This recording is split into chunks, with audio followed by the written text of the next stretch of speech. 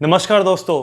कितने भी कर ले गुनहगार खेल, एनडीपीएस एक्ट में आसानी से नहीं मिलती है बेल। मुझे काफ़ी लोगों के मैसेजेस आ रहे हैं, काफ़ी लोग मुझे कमेंट कर रहे हैं मेरे प्रीवियस वीडियोस पे कि सर ड्रग्स के केस में गुनहगारों को बेल मिलती है या नहीं। तो मैं आज के वीडियो में यही बताने जा रहा हूँ कि एनडीपीएस एक्ट के किस सेक्शन में ये लिखा है कि बेल मिलेगी या नहीं। तो अगर आप हमारे चैनल पर नए हैं तो अभी कभी सब्सक्राइब कर लीजिए, क्योंकि मैं ऐसे इन्फॉर्मेटिव वीडियोज़ आपके लिए हमेशा लेकर आता हूँ।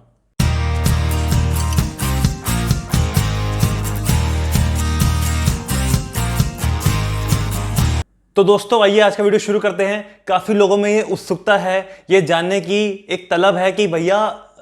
एनडीपीएस एक्ट में जो गुनहगार गिरफ्तार हो रहे हैं उनको बेल मिलेगी या नहीं। तो हम इसी उत्सुकता को खत्म करने के लिए पढ़ेंगे सेक्शन 37। मैं आपको बहुत ही सिंपल भाषा में बताने जा रहा हूं इस सेक्शन के बारे में, जिसमें आपको ये पता चल जाएगा कि भाई बेल मिलेगी या नहीं। तो सेक्शन 37 कहता है offences to be cognizable and non bailable. तो इस सेक्शन में ये लिखा है every offence under this act shall be cognizable, यानी कोई भी गुनाह जो एनडीपीएस एक्ट के अंडर आता है और उसमें आपने कोई गुनाह किया है तो वहां पर आपको पुलिस बिना वारंट के भी अरेस्ट कर सकती है। और सब सेक्शन 2 में ये लिखा है कि कोई भी व्यक्ति जिस पे ये इल्जाम है कि उसने एनडीपीएस एक्ट में ऑफेंस किया है, कोई गुनाह किया है अंडर सेक्शन 24, अंडर सेक्शन 19 और under section 27A of NDPS act, या फिर कोई ऐसा गुनाह किया है एनडीपीएस एक्ट में जहां पर उसके पास से कमर्शियल क्वांटिटी ऑफ ड्रग्स की पाई गई है, कमर्शियल क्वांटिटी में काफी भारी मात्रा में ड्रग्स उसमें उसके पास पाया गया है, तो उस व्यक्ति को तब तक बेल नहीं मिलेगी जब तक कि सामने वाली पार्टी पब्लिक प्रोसिक्यूटर को ये अवसर ना दिया जाए, ये मौका ना दिया जाए कि वो उसकी बेल का विरोध करे, या फिर कोर्ट को ये सेटिस्फेक्शन ना हो जाए ऑन रीजनेबल ग्राउंड जब पब्लिक प्रोसिक्यूटर उस बेल का विरोध कर रहा है कि ये सामने वाले व्यक्ति जो है गिल्टी नहीं है, और ये बाहर जाके बेल पे जाने के बाद बाहर जाके कोई अलग तरह के ऑफेंस यानी एनडीपीएस एक्ट में किसी तरह का ऑफेंस दोबारा नहीं करेगा। तो दोस्तों माननीय सुप्रीम कोर्ट ने भी 24 जनवरी 2020 को अपनी जजमेंट में जो state of Kerala versus Rajesh and others के केस में दी थी, उसमें माननीय सुप्रीम कोर्ट ने भी यही माना है कि सेक्शन 37 की जो दो कंडीशन है कि पब्लिक प्रोसिक्यूटर को विरोध करने का मौका दिया जाए, और जब वो विरोध कर रहा हो तो कोर्ट को ये रीजनेबल ग्राउंड्स पे लगे कि हाँ सामने वाला बंदा गिल्टी नहीं है और ये बाहर जाके ऑफेंस नहीं करेगा, तो ये जो दो कंडीशन है इसको सेटिस्फाई करना बहुत ज़्यादा ज़रूरी है। ये माननीय सुप्रीम कोर्ट ने भी माना है। तो अब आप समझ सकते हैं कि अपना इस केस में बेल लेना कितना मुश्किल है कि सामने वाली पार्टी जब आपकी बेल का विरोध करेगी, उसे ये मौका दिया जाएगा एज पर दी लॉ, कानून की तरफ से, तो वो आपके सामने आईना ला के रख देगी, आपको की धज्जियां उड़ा के रख देगी अगर आपने इस केस में गुनाह किया है। और कोर्ट के सामने जब आपकी धज्जियां उड़ेंगी तो कोर्ट भी इतनी आसानी से बिलीव नहीं करेगी कि आपने गुनाह नहीं किया है, आप गिल्टी नहीं हो। तो ये केस जो है, ये जो कानून है, ये अपने आप में बहुत ही सख्त है। और मैंने अपने प्रीवियस वीडियोस में बताया था कि ड्रग्स के केस में किस किस सेक्शन में कितने कितने साल की सजा हो सकती है, उसका लिंक मैंने आपको नीचे दिया हुआ है। और मैंने एक दूसरा वीडियो बनाया था जिसमें ड्रग्स के केस में सजाए मौत का भी प्रावधान है, उसका लिंक भी मैंने इस वीडियो के डिस्क्रिप्शन में दे दिया है, आप चाहे तो वो दोनों वीडियो जाकर भी देख सकते हैं।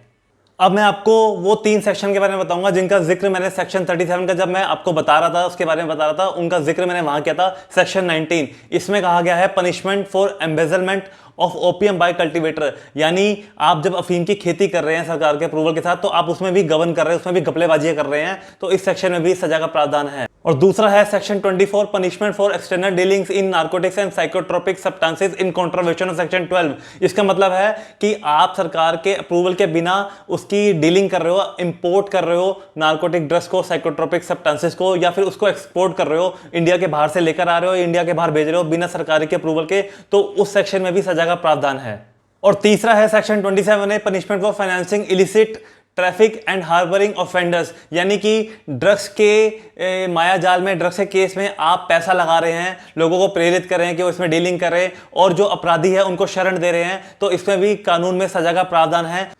तो इन तीनों सेक्शंस का, सेक्शन 39, 24, 27A का मैंने जिक्र किया था जब मैं आपको सेक्शन 37 के बारे में बता रहा था। तो अब आप समझ गए होंगे इस पूरे सेक्शन के बारे में कि किस गुनहगार को